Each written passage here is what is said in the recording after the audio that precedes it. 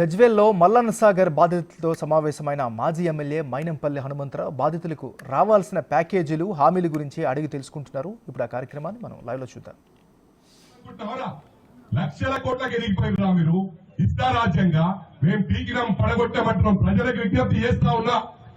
ఇవాళ ఏ ప్రభుత్వం చేసినా కూడా మన డబ్బు ఎన్నికలకు ముందు కూడా చెప్పిన అయినా మీరు ఎవరో రెచ్చగొడత రెచ్చిపోతున్నారు.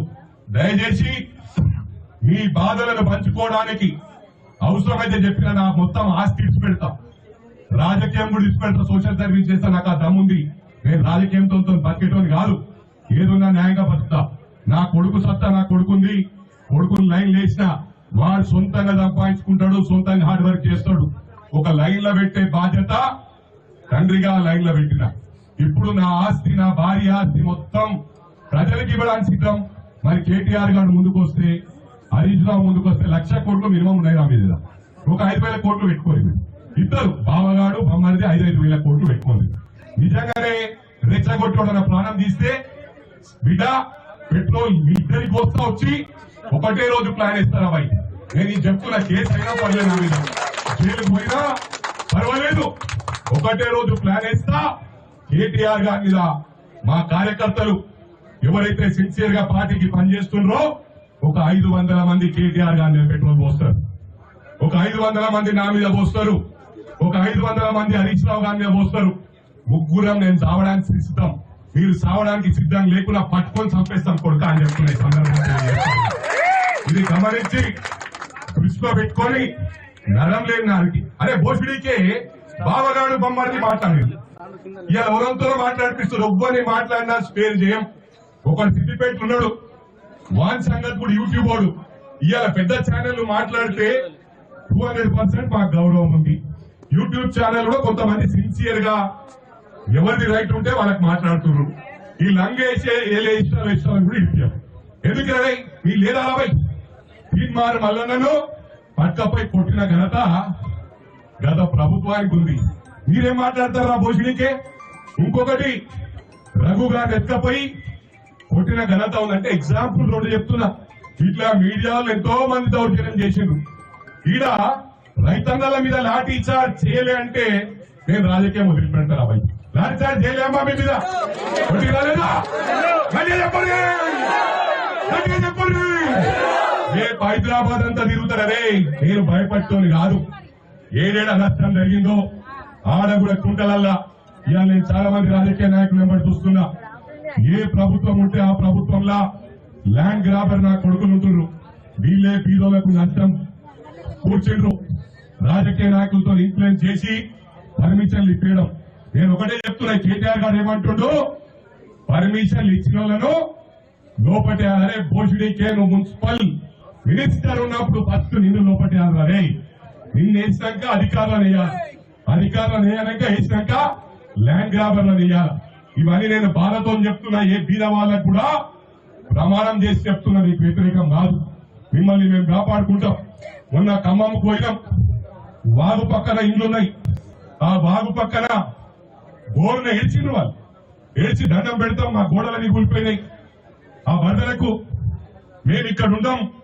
పొంగులేటి శ్రీనివాసరెడ్డి అన్నకు, తుమ్మల నాగేశ్వరరావు గారికి, భట్టి విక్రమార్క గారికి చెప్పి మాకు బయట ఎక్కడన్నా స్థలం ఇప్పిమను, డబుల్ బెడ్రూమ్ కట్టిమన్నారు. అంటే ఏదైనా నష్టం జరిగినప్పుడు గుండె మీద చేసుకొని ఆత్మ పరిశీలన చేసుకోవాలి. నేను 24 గంటలు ఫ్లడ్స్ వచ్చినప్పుడు నీళ్ళున్నా. కేటీఆర్ గారు మొక్కుబడికి ఆడాడాడు 5 నిమిషాలు వచ్చి పీకిన్నాడు. నేను 24 గంటలు ఇదే నవరాత్రుల దీక్షలున్నా, ఉపవాసం ఉన్న 9 రోజులు ఉపవాసం ఉంటా. ఉపవాసం ఉండి 24 గంటలు నీళ్ళున్నా. ఆడ చెప్పింది ఏంది? దయచేసి మీరు నాలాల మీద ఉన్నాయి కూలగొడతారా, ఇంకేమైనా చేస్తారా, మాకు తెలియదు, మాకు న్యాయం చేయండి. మళ్ళీ ఇటువంటి పరిస్థితి చేయకండి సార్. కొంతమంది డబ్బులున్న వాళ్ళు కూడా చెప్తా ఉన్నా, మేము ఇక్కడ నుంచి ఇల్లు అమ్ముకొని పోతామన్నారు. పోలే. ఆయన కేటీఆర్ని అడిగినా, అన్నా వాళ్ళకు మార్కెట్ వాల్యూ ఇద్దాము, మా మల్కాజిల్లా నాలా మీద దాదాపు 300-400 ఇళ్లుంటాయి, వాళ్ళకు మార్కెట్ వాల్యూ ఇస్తే సంతోషంగా పోతామంటే ఏడికెళ్ళి దోసుకురావాలన్నాడు. వీడియోలంగా కేటీఆర్ గారు అన్నాడు, ఏడికెళ్ళి దోసుకురావాలా, ఏడికెళ్ళి తేవాలి డబ్బులు అన్నాడు. ఆయన నేను ఆలోచించి ఇలా మా కార్పొరేటర్లు కూడా ఉన్నారు, ప్రేమ్ కుమార్ అని. ఆ ప్రేమ్ కుమార్ వచ్చింది ఇక్కడికి. ఆ ప్రేమ్ కుమార్ డివిజన్ లో షిరిడి నగర్ ఘోరమైన పరిస్థితి. వర్షాలు, చిన్న వర్షము గంట సేపు పడితే ఆ షిరిడి నగర్ మునిగిపోతుండే. దేవుని దయ వల్ల వాళ్ళు ఏమన్నారు, ప్రాజెక్ట్స్ వాళ్ళు అంటే ఏంటంటే మా నామ్స్ ప్రకారం కట్టలేమని ఒక 20-30 ఏళ్ళ నుంచి ఇట్లే డ్రాగ్ చేస్తుండ్రు. ప్రాజెక్ట్స్ కాకుండా జిహెచ్ఎంసీ మెయింటెనెన్స్ కు తెచ్చిన ఘనత నాకు దొరికింది. ప్రామిస్ చేసి చెప్తా ఉన్నా. తెచ్చి బాక్స్ లైన్ స్టార్ట్ చేసిన రోడ్ల మీదకి వెళ్ళి ఛానల్ ఎవరు ఇల్లు కూడా, ఎందుకంటే వీడు కూల్స్ తీయడు. ఒక ఇల్లుకు నేను సొంత పైసలు ఇచ్చిన నా డబ్బులు ఇచ్చి ఒకటి నిలబట్టిన, ఎందుకంటే అవసరం ఉండే మొత్తం గింతే ఉంది. ఏది మన టేలెండ్లా అది నాలా ఎక్కడ పోతుంది అది, దాంతోనే అది ఖాళీ మునిగిపోతున్నాయి. ఇలా హైదరాబాద్ మూసిని కూడా ఏదో మన మాజీ గౌరవ ముఖ్యమంత్రి కేసీఆర్ గారు ఫామ్ హౌస్ కు రోడ్ చేయడానికి కూల్చిండు. రంగనాయక సాగర్ గురించి కూలిస్తే ఆ రంగనాయక సాగర్ తోనే అది 100 ఎకరాలు సాగు చేసుకుంటుండు.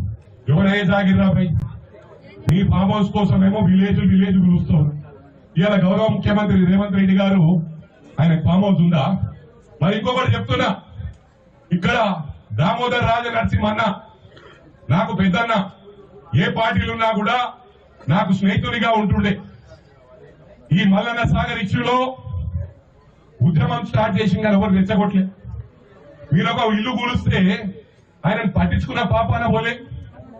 కేసీఆర్ రాలేడు, కేటీఆర్ రాలేడు, లాఠీ చార్జ్ పెట్టి రాత్రి వాస్తవమా కాదని చెప్పింది తమ్ముడు. వాస్తవమా కాదా? కేటీఆర్ రాలే, కేసీఆర్ రాలే, కేటీఆర్ రాలే అని బాధతో ఒక ఇల్లు కూలిస్తే ఆ ఇంట్లోనే ఆయన అదే కట్టెలు, ఏవైతే కట్టెలు పడిపోయినా ఇల్లు కూలిస్తే దాంట్లోనే సజీవ దానం చేసుకున్న ఘనత ఈ నా కొడుకులకే దక్కింది. అరే ఇవన్నీ ఇలాంటివి హైదరాబాద్ ప్రజలకు చెప్తా ఉన్నా. ఈ దొంగన కొడుకులు రెచ్చగొడతా ఉన్నారు. ఇలా ఎంతమంది ఉన్నారు అంతమంది ధనికులే. నేను కూడా ఇస్తా అన్నా. ఈ ఒక్కొక్క ఎమ్మెల్యే అనుకున్నా, ఒక లీడర్లు అనుకున్నా 25-30 కోట్లు కేసీఆర్ ఇచ్చిండు. ఎవరు అయ్యే జాగిరని ఇచ్చిండు. మరి డబ్బులు ఏడికెళ్ళి వచ్చినాయో.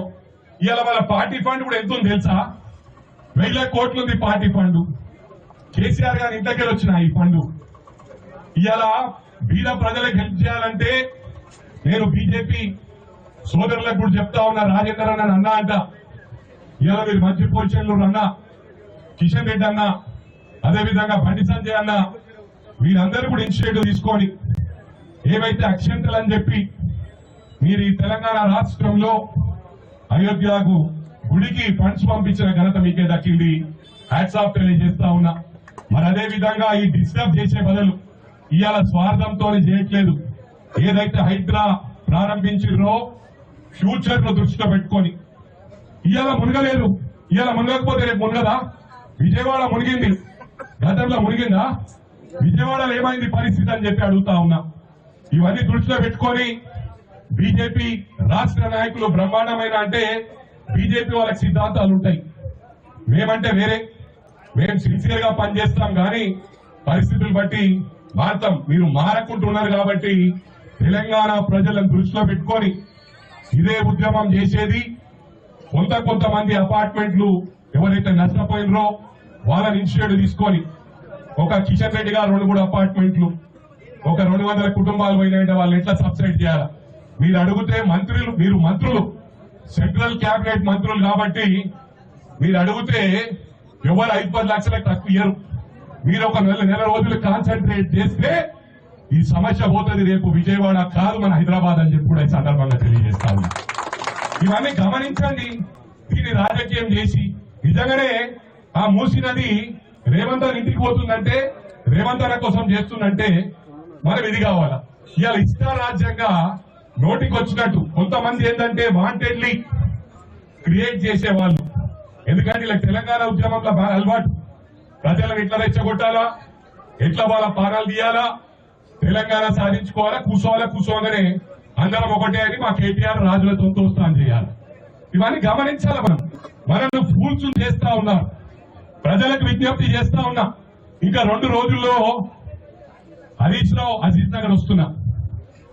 ఇంకో 2 రోజుల్లో 70 ఎకరాలు నీదేనుంది షాద్ నగర్ దగ్గర ట్రిపుల్ ఆర్ వస్తుంది. ఆ ట్రిపుల్ ఆర్ లో పోకుండా నీ చాలా సేవ్ చేసినావు.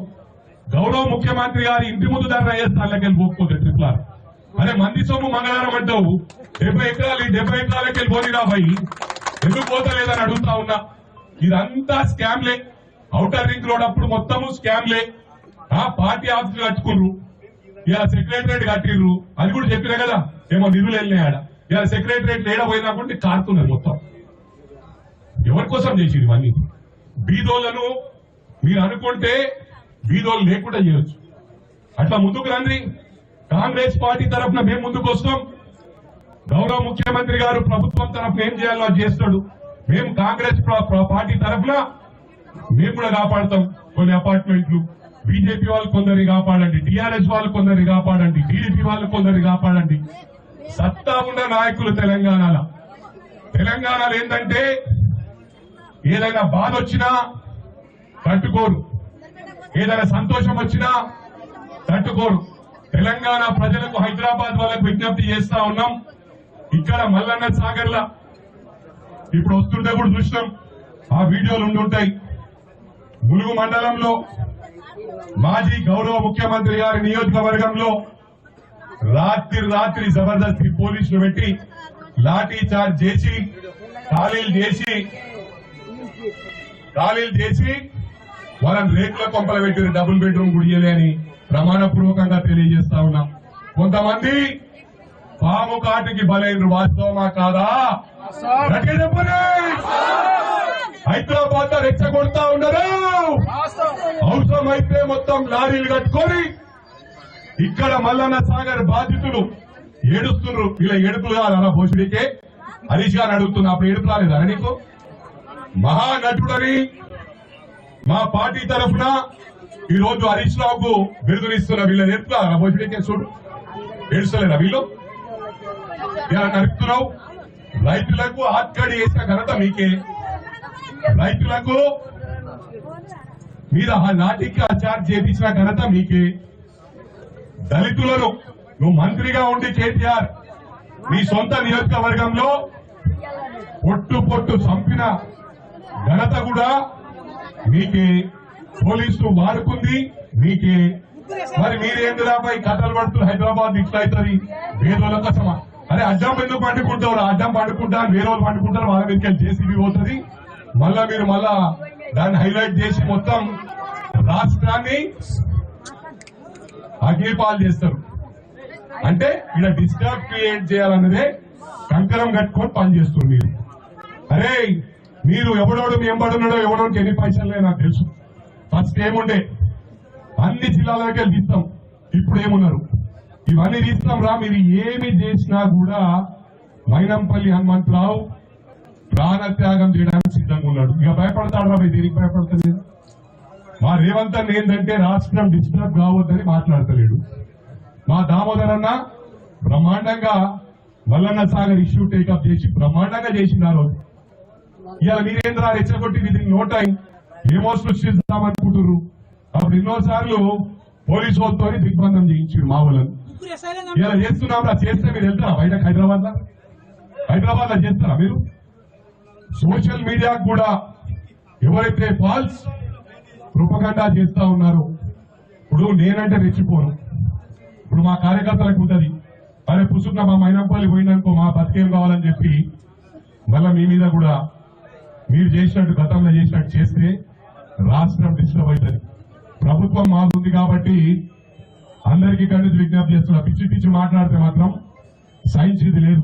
ఇవాళ ఒక స్టాండర్డ్ మీడియాను కూడా మీ వలన భ్రష్టు పట్టించేస్తుంది. అది ఇవాళ కూడా చూడండి, మంచి మీడియాలో ప్రచారం అవుతుందా? వాంటెడ్లీ కొంతమందితో చేయిస్తున్నారు. కొంతమంది పాపం బాధలున్నారు. ఆ బాధల్లో చెప్తున్నా, మీకు అండగా ఉంటాం. ఒక కార్యాచరణ మేము ప్రిపేర్ చేసుకొని బయటకు వస్తాం. మిమ్మల్ని ఏ విధంగా కాపాడుకోవాలో మేము కాపాడుకుంటాం. వీళ్ళు రెచ్చగొడితే రెచ్చిపోతే మాత్రం చాలా ఇబ్బంది అవుతుంది. ఎందుకంటే నేను గ్రౌండ్ రియాలిటీ చూస్తోంది, ఫ్లడ్స్ లా తిరిగినోని. ఫ్లడ్స్ తో చాలా ఘోరంగా ఉంటుంది ఫ్యూచర్ లో. చెరువులన్నీ కబ్జా అయితే వాటర్ ఎక్కడ పోతుంది? రేపు విజయవాడలో వచ్చినట్టు వస్తే మాత్రం విజయవాడలో తక్కువ నష్టం జరిగింది, మన దగ్గర 50% చచ్చిపోతుంది. మనకి ఇది గుర్తు పెట్టుకోండి. ఒక్క నిమిషం మన నీతో మాట్లాడతాను. ఒకటి మీరు గుర్తు పెట్టుకోండి, ఈ విధంగా మనం ముందుకు పోయినట్టయితే మన రాష్ట్రం బాగుపడుతుంది. ఇవాళ పెన్షన్లు ఇచ్చినా, డబుల్ బెడ్రూమ్ ఇచ్చినా, రైతు బంధు ఇచ్చినా, మహిళలకు బస్సులు ఫ్రీ ఇచ్చినా ఒకటి గమనించాలి, ఎవరయ్యే సాగిరి వీళ్ళు ఏంటంటే ఇంట్లోకెళ్ళి ఇచ్చినట్టు మేము ఇంట్లోకెళ్ళి ఇయ్యనట్టు ఆర్గనైజ్ చేసుకోవాలన్నా వద్దా? ఏమున్నా ప్రజా డబ్బే. ఇవాళ ప్రాపర్ గా ప్లాన్ చేసుకోకుండా ఇష్టారాజ్యంగా పోతే